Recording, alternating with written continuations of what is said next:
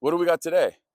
A little bit of impulse control, some super basic stuff that honestly just takes like some basic knowledge, and then also like the most difficult part is like people actually applying it and doing it every day. What I find most about the average pet dog owner is they don't really want to just take the time to do these things, because I personally don't think there's anything that I teach from a pet dog perspective that's actually difficult. Like, none of the concepts are hard to understand. It's not rocket science. As much as these guys out here really want to try to like, curiosity market and shit like that and make you feel like there's some like secret sauce to this shit. There's a little bit of nuance. There's a little bit of timing. Of course, yeah, there's a little bit of this, a little bit of that, but it's nothing like difficult. I mean, I'm not, ultimately, I'm not really even impressed at my own shit. I'm like, this is easy. This is basic. Maybe I say that for me. Um, I come to realize a lot of people don't know this basic shit. And even if they do, like I said, people just don't take the time to commit themselves to this stuff, because at the end of the day, it's just about repetitions. It's just like how hell bent are you on improving your dog's impulse control? If you're hell bent on it, you'll hand feed him every day and you'll work a little bit on it every day. And this is, what I'm about to show you. And you see, I got the e-collar in hand. We're gonna condition him to the e-collar as well in this video. So impulse control, e-collar conditioning, talk a little bit about the same shit I've talked about in a million videos before in terms of, how I like to use this, how I like to introduce it, why I like to use it. Somebody in my comments yesterday was like, oh, like, your dog's so well trained, why does she need a shot collar? And she calls it a shot collar, which is a misrepresentation of the tool itself, because it doesn't, when you say shot collar, it like intimidates people who don't know any better about it. They think it's just, oh, you're electrocuting them, and it kind of like gives people this like sour taste in their mouth. They don't know what it is, and it like scares them and shit, and it makes people think it's like a super bad thing, and it's just really not. It's, I'd say, more comparable to like a tap on the shoulder than anything. And every single client that I bring here and teach about this, I put it on them, on their hand, and they feel it, and they're like, oh, it's not, you're not getting like electrocuted, you're getting like, boop. It's like a little tap, and it doesn't hurt them.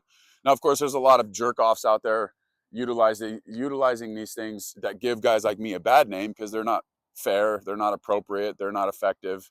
Well, they could say they're effective, but they're effective in a way that isn't fair. So for me, I don't consider that to be effective. Effective is, you got the same dog. Come here, pup.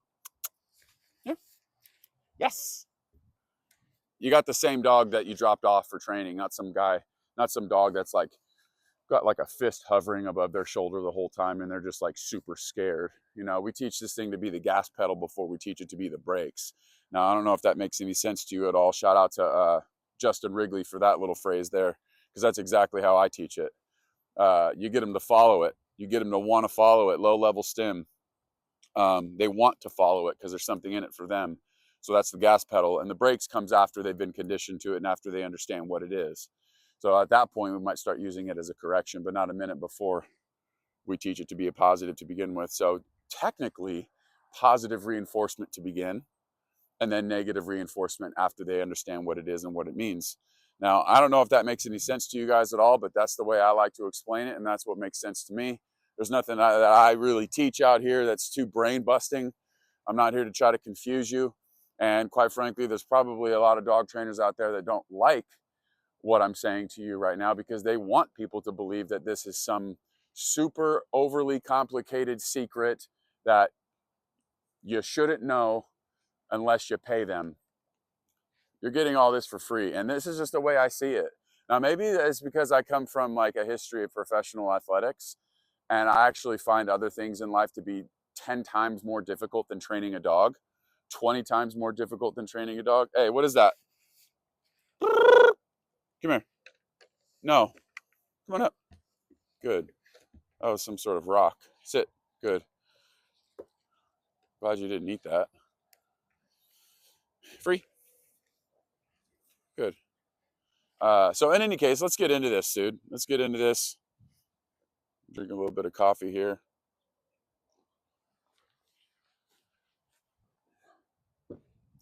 Well, first we're going to put the e-collar on him and to turn this particular system on, which is by e-collar technologies. It's the mini educator. There's a little red dot here. There's a little red dot there. You put the red dot up to the red dot. You're going to hover it above it, and it's going to turn green and start flashing green, which means that it's on. You're going to press that button on the back of the remote, hold it down. That's going to come on. This is yet to be used. I can tell it's yet to be used. You've got an M and a C on there. I don't know if you could see that, momentary or continuous.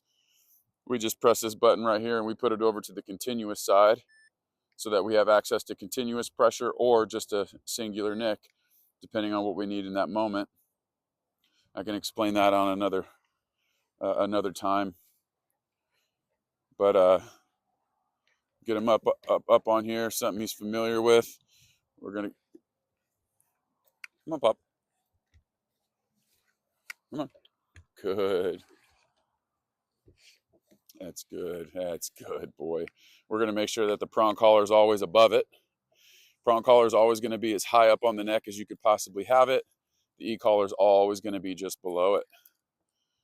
And we want to make sure that this is on there tight enough to where the touch points are actually in there and it's not on too loose, because then you will not get a true read. And that is probably one of the most important bits of information about this, because the last thing you want is to be pressing the button and it's not registering properly. Now you turn it up to 50 because you don't think it's working right, and all of a sudden it triggers and you goose them. You want a true read on this every time, so it's got to be on tight enough. Now in person, when you come watch this, or when you come for your session, I'm going to show you. All right. Basically, if these are the touch points and that's the neck, it can't just be resting on top. It has to be like in there. So you're getting a true read. It might seem like it's too tight, but as long as he's not struggling to breathe or anything like that, and as long as it's not moving around on the neck, you know, you go like that and you're on there pretty good. Dude, you are breaking out a little bit. Maybe it is this grass. Maybe it is this grass, dude. Maybe it is this grass. I'm sick to my stomach. What the fuck, dude? Is it this grass? I would love to think it's not the food. Dude, I don't know. Sensitive skin problems. It's not that bad. I'll give him another little Benadryl. Any case, we'll keep trying to figure this out. But I'm not gonna necessarily use the e-collar right now. I'm just gonna have it on his neck for a while, and we're gonna sit here and we're gonna work on impulse control to begin with. So again, like in previous videos I've mentioned, I like having like a platform to work from. Free. Good. I like having a platform to work from, and I also like having a shorter leash. Hold on, let me go get a shorter leash for this so he doesn't get all hemmed up and shit. One sec. Get him up on the platform so I don't have to bend over. Come up. Good. Little luring technique there. Sit. Good. Good. Use some food. Get this long leash off him. Love the long leash for many things, but not if it's going to get in the way for the time being. Use a shorter leash better for this. Got to have a leash though. Leash is going to be beneficial for reinforcements and things like this. Okay, free.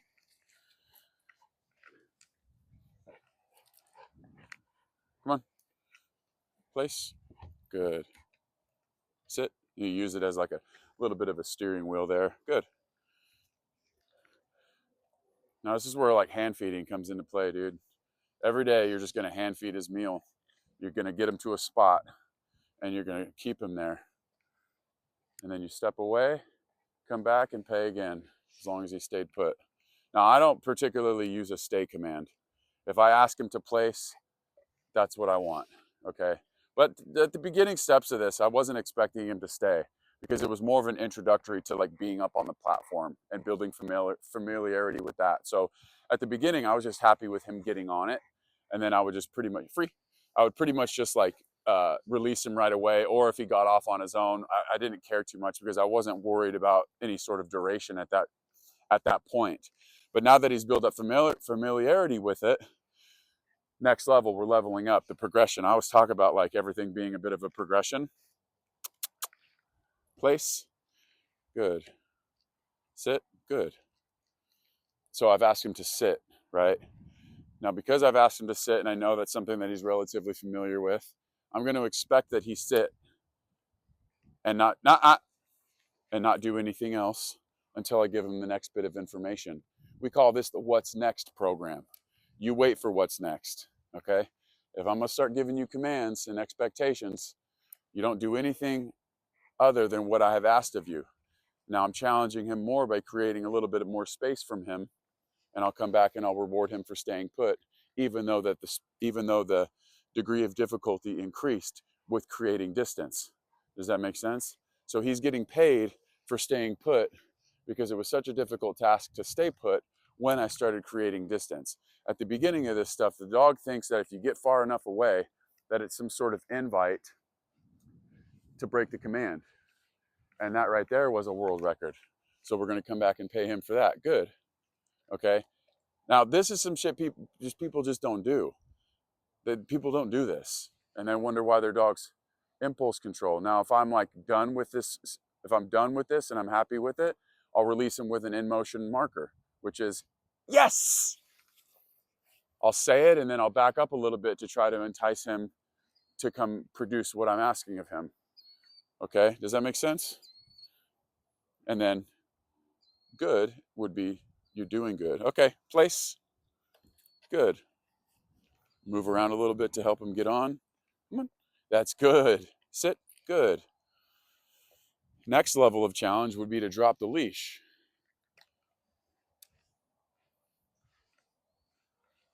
Good. Impulse control. Ah. That's a part of training with small food. It drops like that. And I mean, in this case, it's kind of acting as a distraction, which is good because I didn't release him to get that food that dropped. But when you're just getting into it, it sucks to drop it because you're just trying to do this part. You're not really necessarily looking for that additional distraction with the food dropping. But nonetheless, it's a distraction. I'll use a little bit of a verbal correction there to keep him from, going after the food and breaking the command. Now we're just going to try to break our world record and get this far away from him, which is a world record. So we come back, good. And we make sure that when we come back to feed him, we come down at eye level like this and we're not coming from up this way or bam, right there, good. Good, right there. Put the food in my hand, like in the palm of my hand like this, good. Open it up, open up those floodgates, good, pay. Try to break a world record. Now I'm gonna get him to break it. I'm gonna, a new higher level degree of difficulty. Wow. Normally that type of movement gets a dog to release from the command. That's good there. Now I'm happy with it. So yes, release. I'm doing really good, boy. So just in this one little drill here, you're not necessarily just working impulse control. I think the main point of emphasis is like the hand feeding, which is a relationship builder. You're taking time working very constructively with the dog by hand feeding them. 95% of people put the food bowl down and walk away. For me, that's an extremely wasted opportunity. If you're trying to get to that point where you have that relationship, people oftentimes look at the relationship I have with my dogs and they're a bit, oh, I'd like that. Well, one of the biggest common denominators there is that I hand fed my dogs, still do, and you don't. Because by default, if you're hand feeding, you're working more constructively and you're taking more productive advantage of your time together. There's not a whole lot more intimate than eating from one's hand. Okay. So yeah, it's just so much more productive. It's an absolute game changer. Anybody that ever started hand feeding their dogs and spending this type of time together, working a place command, okay, working a sit command, good, working impulse control, yes, loading markers from there to here, technically a little bit of a recall, technically engagement. Okay, so there's all kinds of stuff happening within one little drill like this. I know the title of this video is going to be like, my dog sucks at impulse control. But within this lesson, you'll oftentimes find that there's 5 more lessons intertwined into it. Does that make sense? At least that's the way I see it. Place. Good. Good place. Sit. Good sit. So he's staying right now, but did little verbal correction. I didn't ask him anything yet. Yes! But I did now. And I rewarded him pretty quickly after that because he responded quite nicely to my verbal correction. And I want him to know that I love that he responded quite nicely to that verbal correction. So I pretty much immediately rewarded him with my in motion verbal marker, which is, you did it, bro. Come get it with that yes command. I want yes to have power. Yes! I want yes to be like a dopamine release to him. When he hears that word, whoa, I know there's something in it for me. Because the way I see it, dogs can be self-serving, you know? Yes! And if I could sort of take advantage of that in a sort of a constructive and productive way, well, I think it's going to benefit us in the long run. Good boy. I'm going to say this video is way too long. I'm going to save the e-collar conditioning for another video. I am going to start it right now to finish off his meal, but tune in tomorrow. I'm actually going to go through the conditioning process with my client. I'm actually going to have him do it, and I'm going to film all of it. And I'm going to explain all of it to him in real time. And then you guys get the same lesson as well. Plus the video is going to be something for my client to fall back on in the event. You know, it's a lot of information. He's coming tomorrow. He's going to come again, and he's going to come one more time. He gets all these chopped up lessons throughout this program. But nonetheless, it's going to be nice to have these videos to fall back on. And I truly feel that with my style, you can incorporate all this stuff with your dog. Now, if we're talking about behavior modification, if we're talking about real serious dogs with real serious problems, that's a little bit of a slippery slope when it comes to correction collars, when it comes to how we're doing things, how we're going about it. That's something I'm not going to like put on the internet, because what may work for one dog may not work for the next. And what worked for this one could be dangerous for this one. And I'm not trying to set you guys up to get fucked up or get hurt. So I guess all that to say, thank you for watching this video. And if you are somebody with a dog with severe behavioral issues that are dangerous, that's an in-person professional that understands that there's a nuance to things, that understands that this isn't going to be a cookie cutter situation, that they're going to address that specific dog's needs and come up with the best possible, and ultimately the most important part, the safest possible. Yes! Happy with him just being there and just staying put. It's good work. Best possible scenario and the safest thing for that specific dog. But that's pretty much all for today's video. Pretty simple stuff, right? A slow progression. How do we get dogs to do things, folks? We get them to do them a lot. And if you're somebody out there that's got a dog, a green dog that's never had any sort of training at all, and you're wondering why these behaviors are developing because they were never there before, well, it's almost 100% certain that it's because they've been practicing those things. They practice bad habits. And dogs learn through patterns and associations. And so without practicing the right stuff, and you're allowing all this stuff, they're always learning, man. Dogs are always learning. And that's why we over here at Team Floppy Ears, we like to play the preventative approach, and we like to start training really early so that we can keep from all these behaviors from developing, and that you don't have these pain points. People are like, oh, well, I want to wait to train my dog. Worst thing you could ever do, man. Wait till they get older. Wait till they get all the bad behaviors and then start. Doesn't make any sense to me. But that's all for today, folks. Let's just double check that this mic was on this whole time. It's a beautiful day. We'll see you guys tomorrow.